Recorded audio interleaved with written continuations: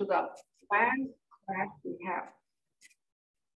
So right now, as usual, we do 5 minutes warming up.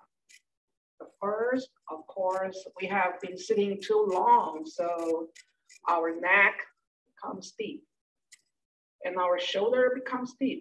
So actually, the whole body becomes stiff after long sitting.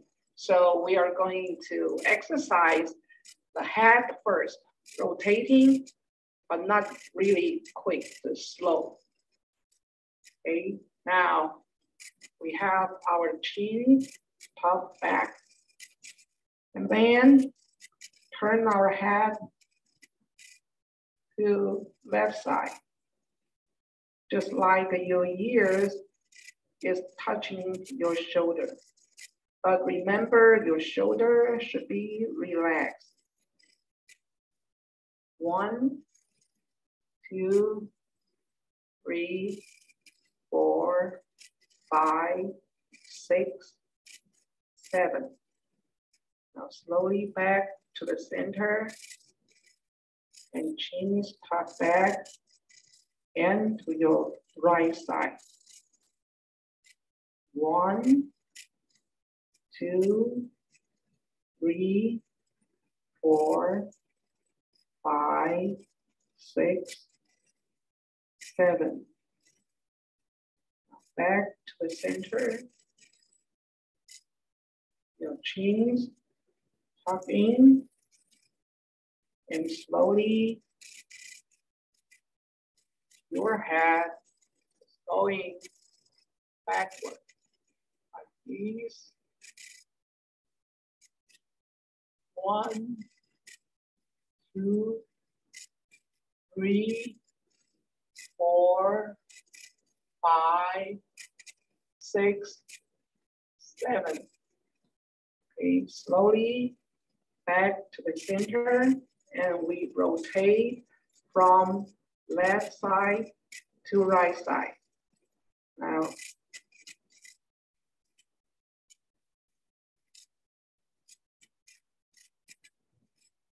that's 1, 2, slowly.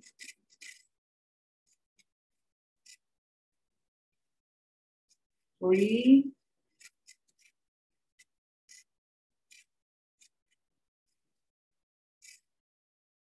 4,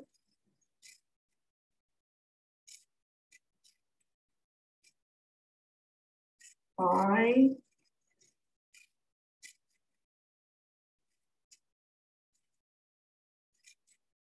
6,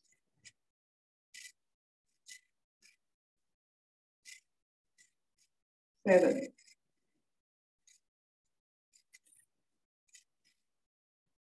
Now from right to left. 1, 2,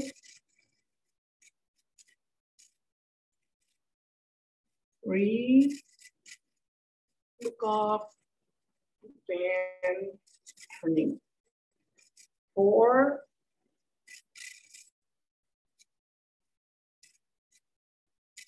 5, 6,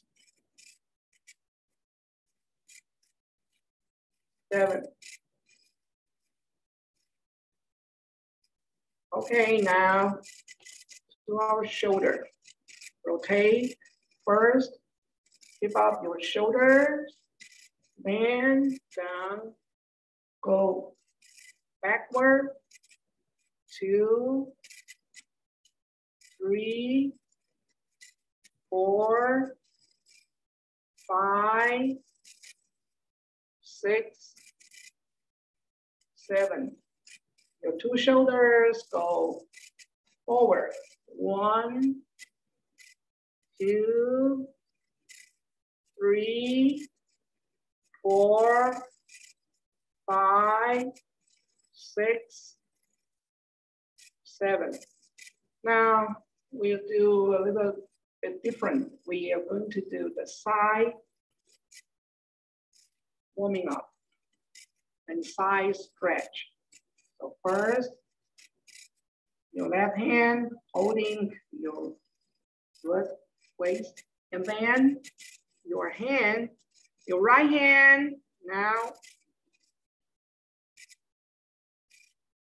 your hip to the right side, your right hand over your head like this, and hold it for 7 seconds.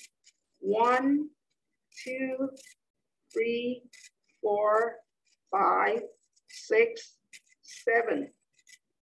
Now, exchange to the other side, and our feet open as wide as our shoulder, so you won't fall.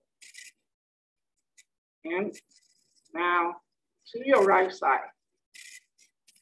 1, 2, 3, 4, 5, 6, 7. Now once more to your left side. 1, 2, 3, 4, 5, 6, 7. To your right side. 1, 2, 3, 4, 5, 6, 7. Okay. Now to our knees and our feet. Today we have a new position. Okay. Your right hand's up like this. Okay, slowly. And try your left feet. Your left foot touch your right elbow. Okay, right elbow and left foot. Let's try. 1, you got it? 1, okay. Left elbow, right foot. 2, you can do it slowly, and I'm counting slowly, okay? So we have 7 times for the right elbow and the left foot, and 7 times for left elbow and right foot. Now we do it. Left hand up. Oh, no, I'm sorry. The right hand up. Now let's try. 1, 2, 3, 4, 5, 6, 7. Okay, don't drop your elbow. Okay. Now we try our left elbow touching our right knee. Ready? Okay, 7 times. 1, 2, 3, 4, 5, 6, 7. You got it? Good. So it's time for meditation. I will go back to my seat and take the alarm clock. Okay, as usual, take your position, no matter you're sitting on the floor or sitting on a chair.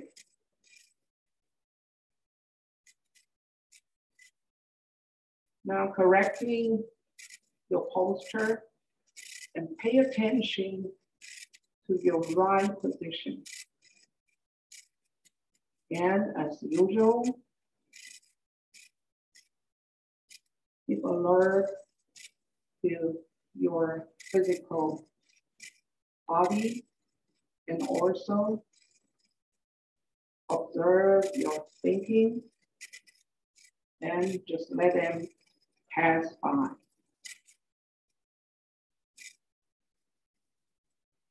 And we will ask Raymond to post the 7 points of meditation for your reference and also the breath.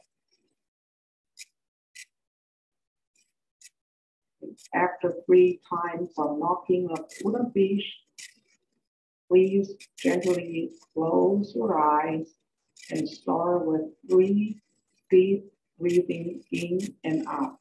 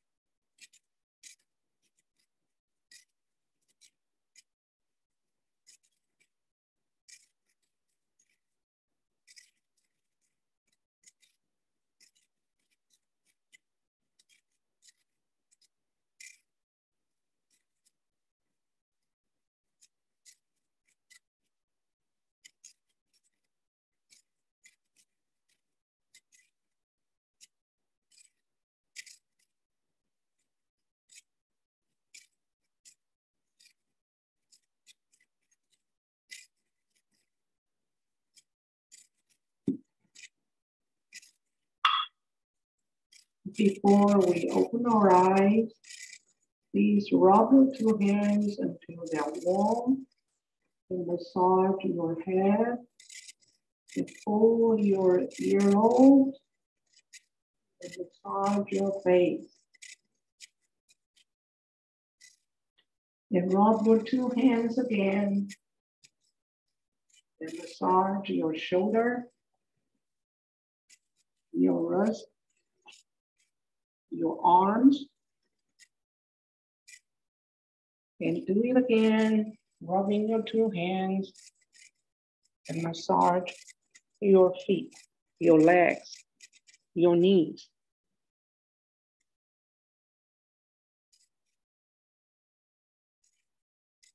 When all is done, please open your eyes.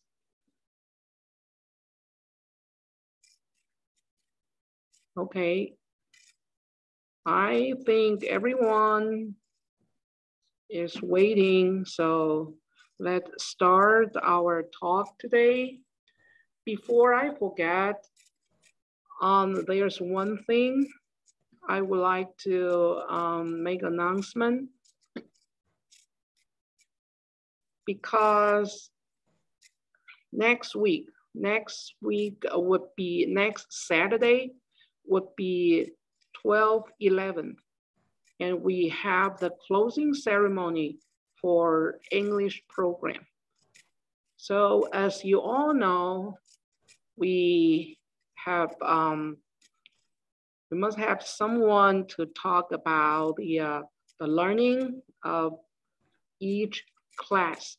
So I would like to have one volunteer to just 2 minutes, just to share his or her learning or some feedback about meditation class. So I don't know which one of you would like to do the feedback or to do just 2 minutes talking. Anyone here? If you haven't opened your video, maybe you would like to open that right now. Or you can just speak out saying my name and I would like to have the sharing. Anyone?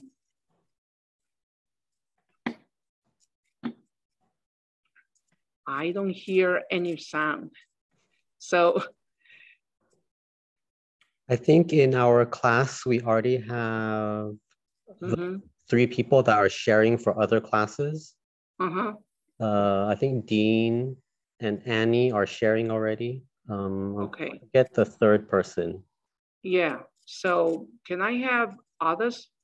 So we have here, I see Kiddo.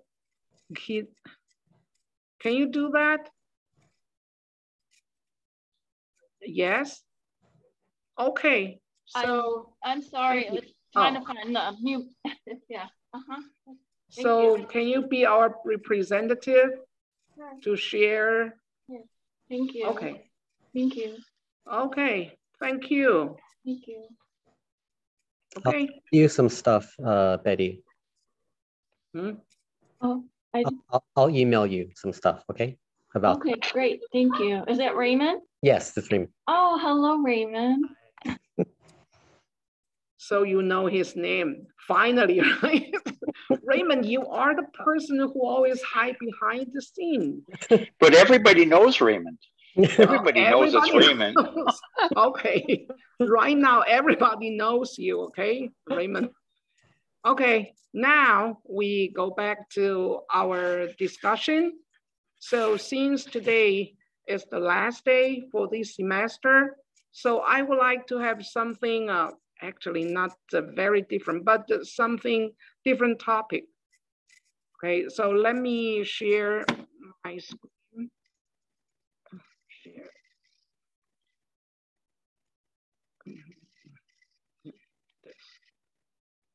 Can you share? Okay, you've seen this. What happens without awareness? Why I'm choosing this? You can Chinese white, I mean, black and white is no color at all, but you can see that's four, what do you call that, eels. They are swimming.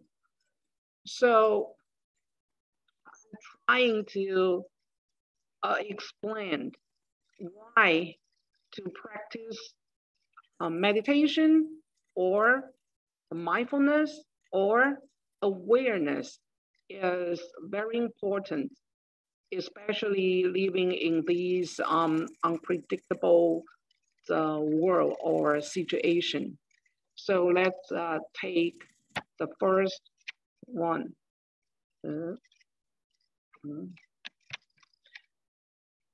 Okay. Of course, we use our 6 senses or 5 senses to experience the world. And whenever there's a stimulus is presented and in our environment, of course, it makes us perception. Of course, the first is we have attention, and then we have perception, and then we will do something about that. Or we can have thinking, we can have behavior. So that's a very natural thing. To take care of ourselves or to take care of our life is the purpose of being a person. But sometimes maybe the perception take place outside of our attention and it remains unnoticed. Will these affect our memory or our behaviors? I think you all know the answer. Even though some unnoticed stimuli, they can still affect our perception and our behaviors. So it becomes very important when we take meditation, what are we going to deal with the overflow thoughts or some of the bad or negative or bad habits. When we talk about the habits, actually, we can see this is the root of our being here. This is the root we did or the behavior we did or action we took bring us to the incarnation, to the, we call the endless birth and death. So due to the tendencies we create out of repeated perception, thoughts, emotions, and it default to a habitual response. I think all of you understand this. So what are we going to do with this? We just follow the flow, or we can do something when we encounter the bad things we don't want or the negative emotions we want to just to avoid. But on the other hand, it is very natural for all things we call we store in our subconsciousness. And those we call the seeds is always there.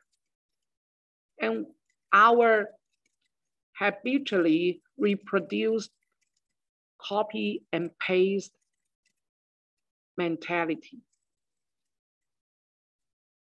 You know, sometimes you can call it, this is the definition of karma. With karma, with repeated actions or behaviors, and then we fall into the incarnation of birth and death. But since we know the way to meditate, so when the perception or the thought coming up, we have to have some way to deal with that. So the habitual patterns of behavior, we can tell that's either positive or negative. And when we have a thought coming up, it can be just one instant, just like the cloud in the sky, it just flies away. Or it can be repeated in our mind, or we grab the imprint in our mind. And whenever the stimulus come in our mind, and right away we have the response. That's what we call the copy and paste. We have the same response to the same stimulus. Just like when we say a car, we got a lot of reactions. For the people who have a good driving history or have a good driving experience, when his or her experience to the car is good, and when we talk about the car, and maybe in their mind, they will think, wow, my car is good. I am going to have a new car. But for those people who have the experience of car accidents, or they saw some very serious car accidents, when we talk about a car, maybe in their brain or in their mind, they have a different imprint out. So that's different. We have a different reaction to the same word or to the same behavior. Just like I have my experience when I have 10 days meditation retreat. On the fifth day, we were taught to meditate even when you lying on bed and get ready to sleep. So I did that. I just meditate without any judgmental thought. I just close my eyes and get ready to fall asleep. But all of a sudden, in my mind, I saw a giant rat. A rat, that's the animal, or you can call it's a, but anyway, I was always afraid of. And the giant rat staring at me and rushing to me. And all of a sudden, I just said, okay. I just said to myself, okay, this is only an illusion. And then I opened my eyes, I was totally awoke. And afterward, when I thought about these, I thought, I'm going to have a fear of the rats again. So I test myself. I went not really to see a rat or to catch a rat. I just had the pictures on the computer, and I stare at them, and I found out I have no fear at all. I mean, this is not quite thorough experience to me, but at least at that moment, I tried to face the animal I'm always afraid of. So for word or picture, we can have a different reaction about that. And that kind of reaction just deepen, I call the mental growth. Our mental growth, if we do it repeatedly, we have the same reaction repeatedly, then the growth will deeper and deeper. In our mind, when we have that reaction, our mind is always attached to one, or that becomes a narrative, that becomes narrow. So for us, after some practicing of meditation, we can observe the thinking pattern, and we can observe our reaction about our thinking, even our negative thinking or good habit. So sometimes if we have the reaction repeatedly and it affects our mind, just like I said, this is a mental growth. You cannot see the real growth ahead of you, but in our mind, we accept that it becomes a seed, and we kept in our subconsciousness, and it become overlapping and overloaded. And there's no room for us to learn more or to accept more new experience. That's why we call the habitual patterns of thinking or behaviors can affect our mind. Since we have been practicing meditation for a while, I think that's very important for us to know that the habitual patterns of behavior brings us to the next life. And just as I said, the circle of birth and death. And it gives us the form of our human and also the personality and our characters.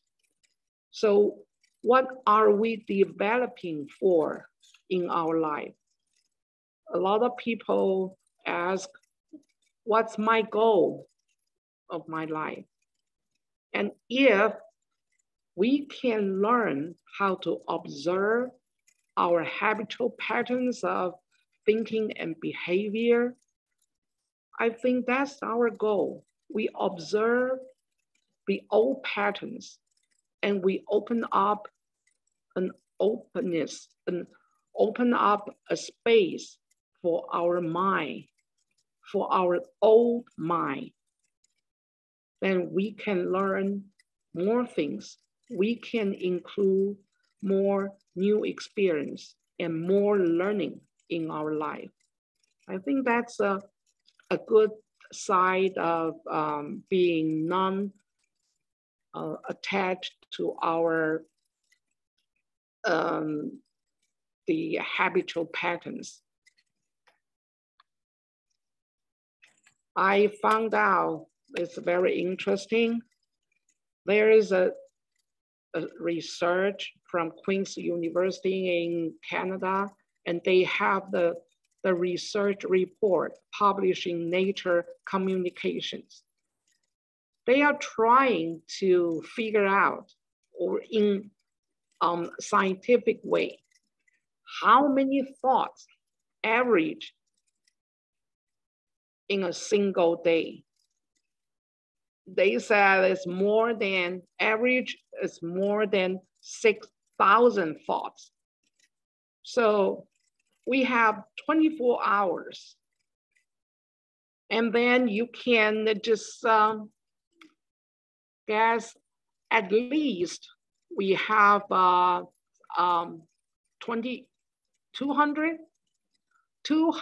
thoughts happening or arising in our mind. With these 6,200 thoughts in a single day, no wonder we were wrapped up by so many emotions and reactions and thoughts. And they all become habitual patterns. So these patterns knows our reactions because we are not aware of them. And we cannot catch our habitual patterns in time. When we find out, it's already gone. It's everything is done. But with our meditation practice, we can improve ourselves to have compete with our habitual patterns of thinking or behavior. When our negative thinking take the copy and paste the mold, or have the same reaction to the same stimulus with the old experience, and we can do in our mind according to our meditation experience. We can leave spare room to observe them, and we can gradually, catch our habitual patterns of behavior and thinking. And of course, this is not happen in one day, or it's not happen just sitting in a cushion. It needs practice. And we need to take care of our mind stream in our daily life, not only sitting on the cushion, because we all have a very busy life. But with busy life, it shows that's the good experience for us to take care of our mind. Since we are human beings, we are practicing, we are learning. So that the Buddha said, we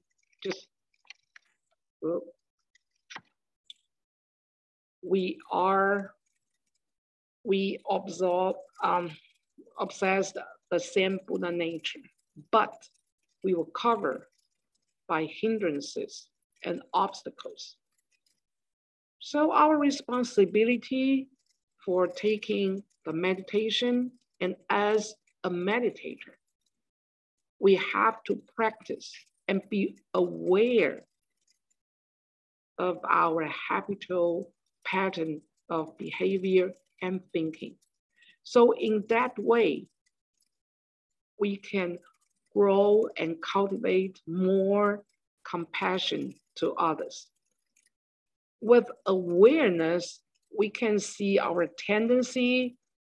The moment it shows up, it manifests. And we can change our response to something more workable and, of course, beneficial to us or to others.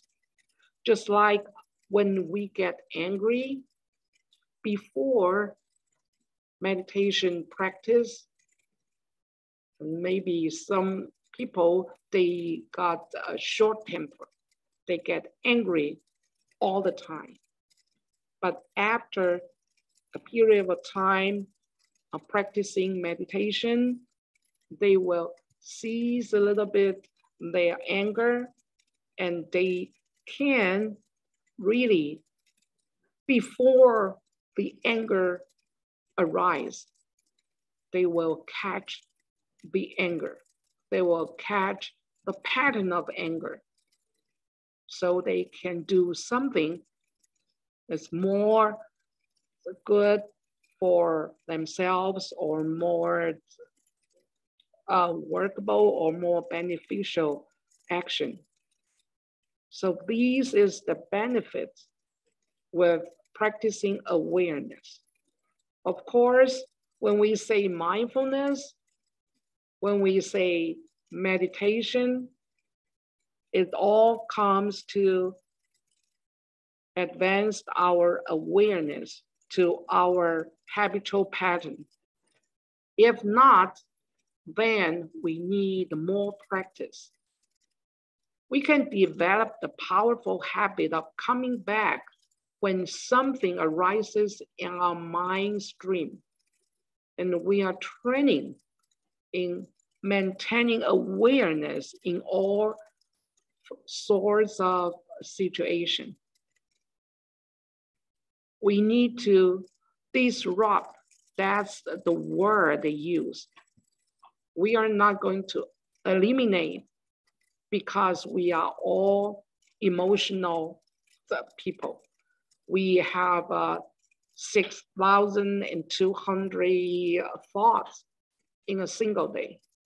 But when we practice, we can at least just disrupt the negative habitual thinking pattern, just like being so anxious and I have a lot of anxiety and I have stress, fear, and those emotions, fear or anxiety, usually they were hidden in our mind, in subconsciousness. So when we give our mind more space, we create room for our awareness, then we can observe our negative thinking. And of course, we can observe our habitual thinking pattern. So that's why we say just keep doing the practicing of meditation. You can do it maybe only for 5 minutes to 10 minutes or 20 or 30 minutes a day, just according to your situation. But just keep it in mind, when we have very strong emotions coming up, we have space to pause and we have space to rethink. And we can help ourselves and others being hurt. I think that's very important. When we saying that we are practicing a bodhisattva, we are cultivating our compassion. I think this kind of practicing or this kind of training is very important. So we call that disrupt the negative habitual thinking is the way to cultivate our awareness. So if our awareness becomes mature or well-trained, then we can have more wisdom. We don't have carry overloaded negative emotions. We can open space for our wisdom. And lastly, I would like to share, maybe you have seen this picture here. And if for Chinese, you can read the description over there. The 5 kids from India, they are pretending a selfie. And these picture was taken by an actor from India. And he took this picture and he posted on social media. And he wrote, if only you choose happiness and you feel happy. Keep your mind simple, the world won't be complicated. That's, I think, that's a very good conclusion for today. We have overloaded and overflowed thinking in one day. So just keep things as it is. We practice non-judgmental attitude. We don't judge or we don't give them reaction to our negative thinking pattern. And we just keep our mind clear. And we can put happiness and create happiness to our mind. Just like these kids. See, they are so happy, even though this is only one of the sleepers they are looking at. But in their mind, they create happiness. I think that's very positive thinking. They are learning from people because they saw other people take their cell phone and they doing the selfie. And they do it the same. They learn, but they are more happier because in their mind, they have a very clear and simple mind. They don't know anything. Maybe they don't have school to go to, or they are poor people. They are poor. They are living in a very poor village.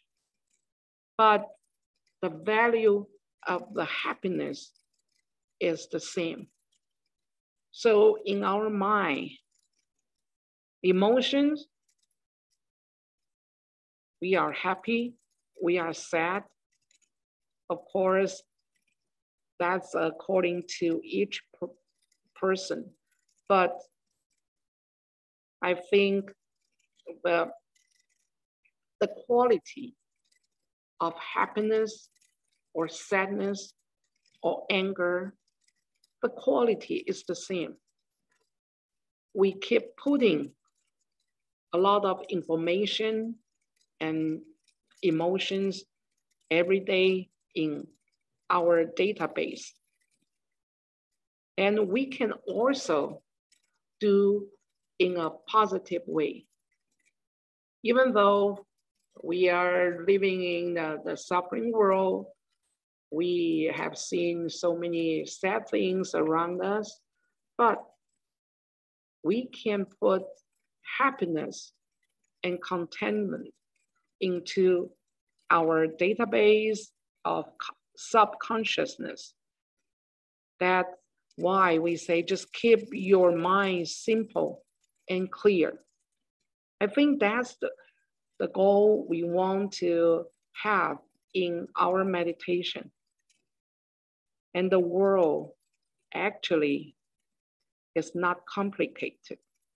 It's all our emotion and our perception makes the world complicated. Right? So that's my sharing for today. So thank you. And I'll see you next week for the closing ceremony. Till then, and keep safe and be happy, okay? Thank you, Mangwang Pastor. Thank you, everybody. Okay. Thank you, Venerable Mangwang. Thank Thank you. you. Thank you, Okay. dear everyone. Okay, goodbye. Bye. See you.